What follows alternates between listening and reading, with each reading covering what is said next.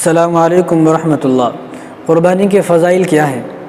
یعنی بہت سے لوگ ایسے ہیں کہ جو قربانی کرتے ہیں لیکن جب فضائل معلوم نہیں ہوتے تو مایوس ہو جاتے ہیں کہ یار ہمیں تو فضائل ہی نہیں معلوم، قربانی کا کیا ثواب ہے، کیا اجر ملے گا، کیا ثواب ملے گا، تو مایوس ہو جاتے ہیں۔ اس لیے مایوس نہ ہو، آج میں اس ویڈیو کے اندر آپ کو قربانی کے فضائل بتاؤں گا، اور شیطان بھی ہمیں فضائل کے قریب نہیں جانے دیتا، کیونکہ اگر فضائل معلوم نہیں ہوں گے تو قربانی بھی نہیں کرے گا، فضائل معلوم ہوں گے تو ہر مسلمان قربانی کرے گا۔ اس لیے چند مسلمان ایسے ہیں جو قربانی نہیں کر رہے، کیوں؟ کیونکہ ان کو فضائل نہیں معلوم۔ اس لیے ہمیں چاہیے کہ ہم قربانی کے جو فضائل ہیں، قربانی کا کیا ثواب ہے، کیا اجر ہے، قربانی کریں گے تو کیا ملتا ہے، تو ان سب چیزوں کو معلوم کرنا ہر مسلمان کے لیے ضروری ہے، تاکہ ہمیں جو ہے قربانی کرنے کی زیادہ سے زیادہ جو ہے ہمیں ہمت ہو، زیادہ سے زیادہ ہم قربانی کریں، ہر سال قربانی کریں۔ تو قربانی کے فضائل کیا ہیں، یہ آپ یاد رکھیں کہ قربانی سال میں صرف ایک ہی بار ہے، جس طرح حج سال میں ایک بار ہے۔ یعنی یہ دو عبادتیں ایسی ہیں کہ پورے سال میں صرف آپ کو صرف ایک ہی بار ہے، یعنی پورے سال میں صرف ایک ہی بار کر سکتے ہیں، یعنی قربانی ایک ہی بار کر سکتے ہیں، حج ایک ہی بار کر سکتے ہیں۔ اس طرح نہیں جس طرح آدمی روزہ جب چاہے جب رکھ سکتا ہے، یعنی روزہ آدمی جب دل کرے جب رکھ سکتا ہے،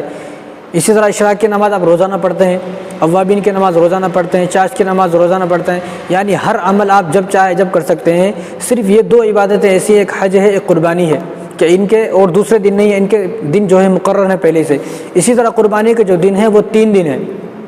قربانی کے 3 دن ہیں، یعنی عید الاضحیٰ جس دن عید ہوتی ہے، عید کی نماز کے بعد، یعنی ان شہروں میں جن شہروں میں عید کی نماز ہوتی ہے، ان شہروں میں عید کی نماز کے بعد سے، یعنی 10 ذی الحجہ، 11 ذی الحجہ اور 12 ذی الحجہ کی عصر تک، 12 ذی الحجہ کی عصر تک آپ قربانی کر سکتے ہیں، یعنی جن شہروں میں عید کی نماز ہوتی ہے، اور جن شہروں میں یعنی جن دیہاتوں میں جو گاؤں ایسے ہیں کہ جہاں پر جو ہے عید کی نماز نہیں ہوتی، جمعہ نہیں ہوتا، تو وہاں پر صبح صادق کے بعد، یعنی 10 ذی الحجہ کی جب فجر کا وقت شروع ہوتا ہے تو اس کے بعد سے آپ 10 ذی الحجہ، 11 ذی الحجہ اور 12 ذی الحجہ کی عصر تک کر سکتے ہیں۔ تو قربانی کے صرف 3 دن ہیں۔ اور قربانی کے فضائل کیا ہیں؟ سب سے پہلے آپ سنیں کہ آپ صلی اللہ علیہ وسلم نے فرمایا کہ اللہ تبارک و تعالیٰ کے نزدیک قربانی کے دنوں میں اللہ تبارک و تعالیٰ کے نزدیک قربانی کرنے سے افضل کوئی عمل نہیں ہے۔ یعنی ایک آدمی ایسا ہے کہ لاکھوں روپے خرچ کر دے قربانی کے دنوں میں، ایک آدمی ایسا ہے صرف قربانی کا ایک حصہ لیا، اس نے صرف ایک حصہ، اور ایک جانور کی صرف قربانی کیا، ایک حصہ لیا، تو یہ آدمی عمل میں زیادہ ہے اس آدمی سے جو آدمی لاکھوں روپے خرچ کر رہا ہے۔ تو اس طرح حضور نے فرمایا کہ قربانی کے دنوں میں اللہ تبارک و تعالیٰ کو سب سے افضل جو عمل ہے وہ قربانی کرنا عمل ہے۔ اس آدمی سے عمل میں اس دن کے اندر کوئی نہیں بڑھ سکتا۔ دوسرا آپ یاد رکھیں کہ حضور نے فرمایا کہ خون، قربانی کا جو جانور ہے جب اس کو قربانی جو اس کو ذبح کرتے ہیں تو اس کا خون زمین پر گرنے سے پہلے اللہ تبارک و تعالیٰ اس شخص کی مغفرت فرما دیتے ہیں،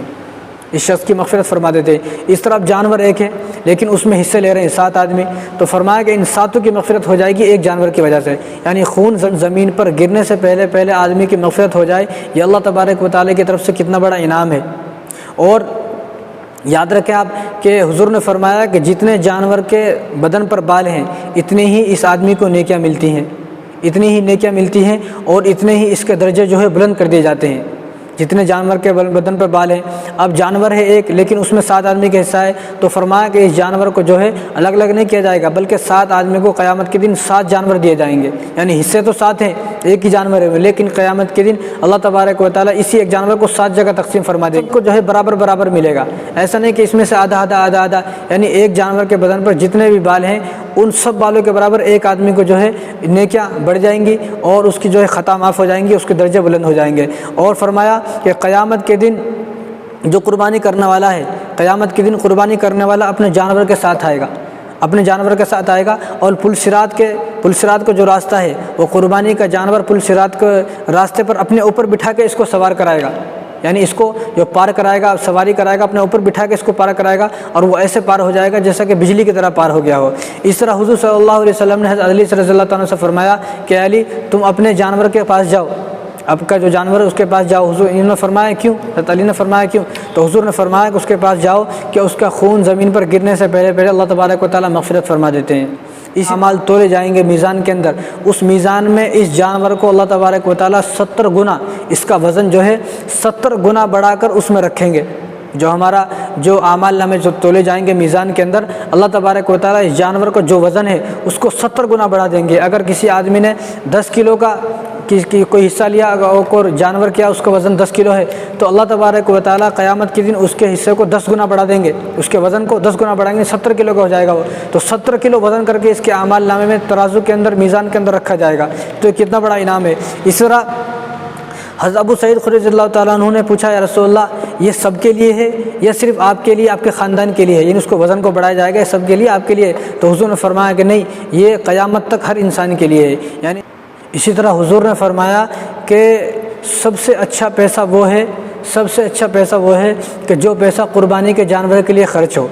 یعنی ایک پیسہ وہ ہے کہ جس کا آدمی زکوٰۃ میں دے دیتا ہے، فطرے میں دے دیتا ہے، صدقے میں دے دیتا ہے، تو فرمایا سب سے اچھا پیسہ وہ ہے کہ جو آدمی قربانی کے جانور کے لیے خرچ کرے، سب سے اچھا پیسہ وہ ہے۔ اور اسی طرح حضور صلی اللہ علیہ وسلم سے زید بن ارقم رضی اللہ تعالیٰ عنہ نے پوچھا کہ رسول اللہ کہ ہم قربانی کیوں کرتے ہیں، قربانی کیوں کرتے ہیں؟ تو حضور صلی اللہ علیہ وسلم نے فرمایا کہ ابراہیم علیہ السلام کی سنت ہے، ہم اس لیے کرتے ہیں۔ تو انہوں نے پھر پوچھا یا رسول اللہ اس میں ہمارا کیا فائدہ ہے، اس میں ہمارا کیا فائدہ ہے؟ تو حضور نے فرمایا کہ قربانی کا جانور جو ہے اس کو ذبح کرتے ہیں، اس کا خون زمین پر گرنے سے پہلے اللہ تبارک و تعالیٰ اس کی مغفرت فرما دیتے ہیں، اور دوسرا فرمایا ہر بال کے بدلے میں ایک نیکی ملتی ہے، اور جتنے اس کے بدن پر بال ہیں اس نے اللہ تبارک و تعالیٰ تمہارے جو ہے درجات کو بلند فرما دیتے ہیں۔ کہ اگر آدمی قربانی نہ کرے صدقہ دے دے، خیرات دے دے، اور جتنے یہ آدمی قربانی کرے گا اور 8-10 ہزار روپے کا بکرا لائے گا خالی پیلی، وہ کسی کو زکوٰۃ کسی کو دے دے، کسی کو غریب کو دے دے، کسی کی مدد کرتے، تو آپ یاد رکھیں یہ شیطان کا وسوسہ ہے۔ اگر ایسا ہوتا تو حضور صلی اللہ علیہ وسلم امت کو ضرور بتاتے،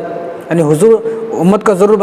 بتاتے، اللہ تبارک و تعالیٰ بھی حکم فرماتے کہ ایسا کر لو۔ لیکن جب اللہ تبارک و تعالیٰ کا حکم ایسا نہیں ہے، اللہ تعالیٰ کا حکم یہ ہے کہ آپ کو قربانی کے دنوں میں قربانی ہی کرنی ہے، کسی کو صدقہ یا کسی کو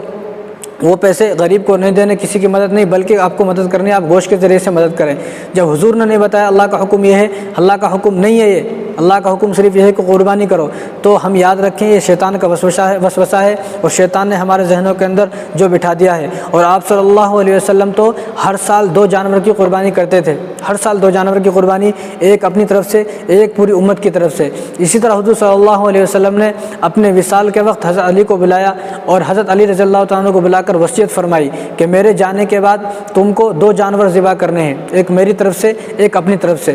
تو اگر حضور بتاتے تو یہ بتا دیتے تھے، سب صحابہ کو بتاتے کہ تم جو ہے قربانی کے دنوں میں کسی کی مدد کرو، اور جو ہے قربانی کے پیسوں سے کسی کو زکوٰۃ دو، کسی کو فطرہ دو، کسی کو صدقہ دو، کسی کو خیرات دو۔ تو ایسا نہیں فرمایا، حضور نے فرمایا قربانی کے ایام میں اگر کوئی آدمی لاکھوں روپے خرچ کرتا ہے وہ ایک طرف، اور ایک آدمی صرف قربانی کرتا ہے، تو اس قربانی والے کا عمل زیادہ ہے اس آدمی سے۔ یعنی اللہ تبارک و تعالیٰ کو قربانی کے ایام میں سب سے افضل عمل جو ہے وہ قربانی کرنا ہی ہے۔